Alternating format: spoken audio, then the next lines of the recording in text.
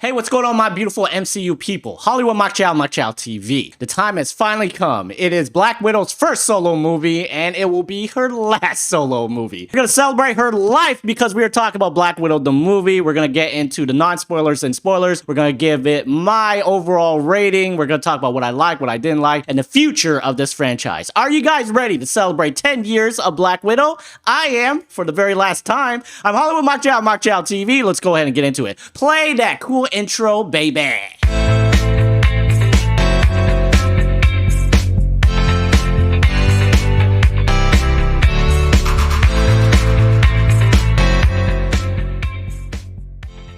So let's go ahead and dive into the non-spoilers, shall we? So honestly, I thought this film was good. Not great, and certainly not the worst film in the MCU. If I can be completely honest, I don't feel like this was a good send-off for Scarlett Johansson's character, and I felt like they focused a little bit too much on setting up future things in the MCU and setting up other characters, that it wasn't really a good proper send-off for this character that we kind of were invested in for the last 10 years. What else here? Also, the villain I thought was particularly not so good. The main villain, honestly, it just didn't do it for me. The sub-villain, which is Taskmaster, which you've seen in the trailer, I felt was very underutilized. I was definitely excited after seeing it in the trailer. I just really felt like it didn't live up to its expectations. Next, let's stop talking about the bad part. Let's talk about the good part. I thought the action was really good. It is an MCU film, and they always deliver on the action part. The CGI was great. The explosions were great. The choreography of the fighting was great. A lot of great action in this film.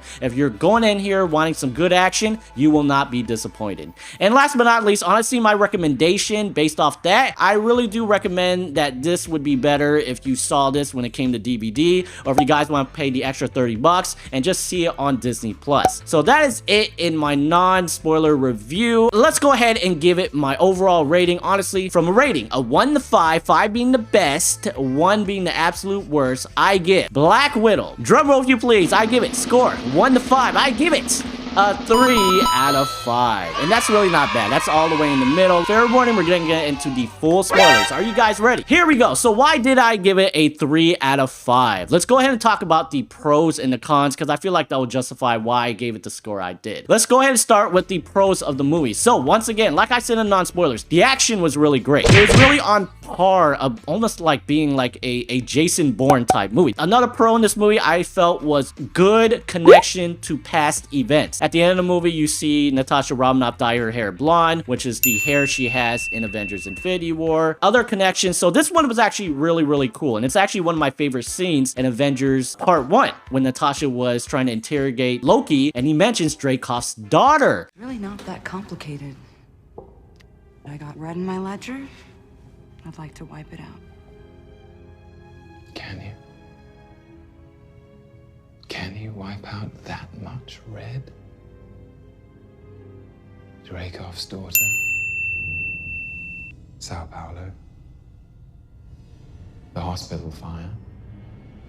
So that's really cool. They try to make the connection towards that. They finally bring up Budapest and Budapest? Past?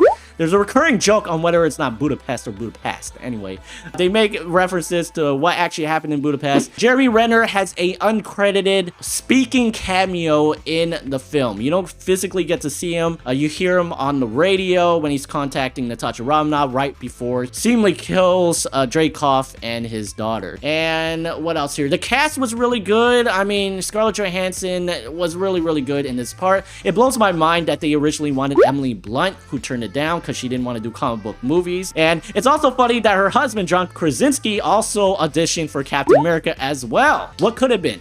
What could have been? So I thought the cast did really well. Scarlett Johansson's great. The person who plays her foster sister, if you would, Florence Pugh, she did great. There's a little bit of a con for Florence Pugh's character, and let me get back to her in a bit. I thought that David Harbour from Stranger Things did really great as the Red Guardian. Really funny, the standout of the film. He was probably one of the best things about this film. If they get David Harbour back for a Disney Plus show as Red Guardian, I would seriously be down for it. Rachel Weisz, I thought, did did good as playing the foster mother of Natasha and Yelena, which is the character played by Florence Pugh.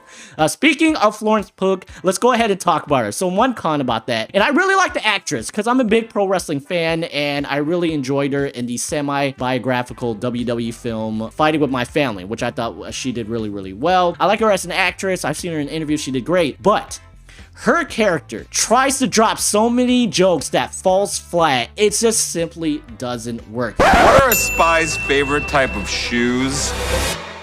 Sneakers. Hey, guys, Clint Barton's brother has a super smelling ability. They call him Hawk Nose. Because his real name is Hawkeye.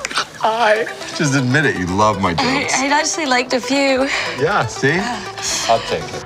Let's go ahead and get into the cons, shall we? So we talked about the pros, let's get about the cons. So a lot of the jokes in this movie fall flat. It doesn't work because honestly, here's the reason why. It's gotta be the right type of character and it's gotta be the right situation. The character of Natasha Romanoff, honestly, was not really regarded as a comedic character in the MCU film. And they tried to shove so many jokes in this movie, it simply doesn't work. Another con, let's go ahead and get to one of the main villains here, Taskmaster. So Taskmaster was changed in the film. So its comic book counterpart is Tony Masters, aka Taskmaster. Here, it gets away from the source material. First of all, it's female. The person who portrays Taskmaster is actually Dreykov's daughter that Natasha thought was dead because when she tried to kill Dreykov, the daughter got caught in the blast. Natasha considered her collateral damage, and you find out that the daughter's not dead, and the father actually made his daughter to become this top secret assassin. So getting away from the source material felt like really dampened down this character. I felt like all of the best parts with Taskmaster were in the trailer, honestly. And yeah, that was the con and the pros. Honestly, I felt like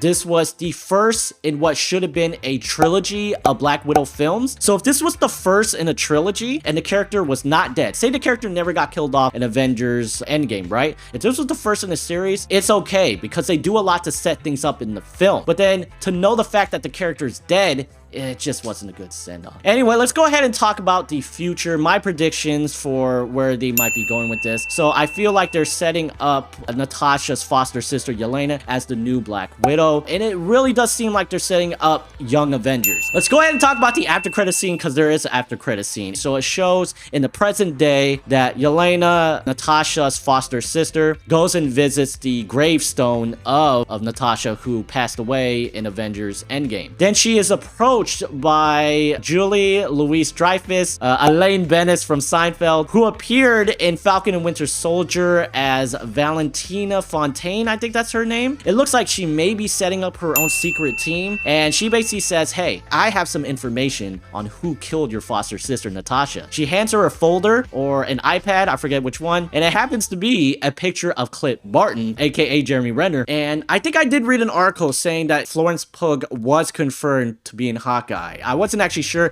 I'll look it up. Future me, when you're editing this video, if you can find the article, go ahead and confirm whether or not Florence Pugh has been confirmed for the new Hawkeye show. So I think that's where they're going with the series after this. If not that, at least Young Avengers. So that will go ahead and do it for this video. Guys, thank you so much. Put some stuff down in the comment section down below. I'm very active in the comment section. Let me know what you guys thought. Deserve a better score than 3 out of 5? Let me know. Let me know what you guys like, what you guys didn't like, and where do you guys think the future lies with Black Widow. Do you guys think Scarlett Johansson's coming back? Guys, thank you so much. This has been my review of Black Widow. Scarlett Johansson, I miss you already. It's so hard to say goodbye to Black Widow yesterday. Bye, guys. Love you. See you later. Mwah.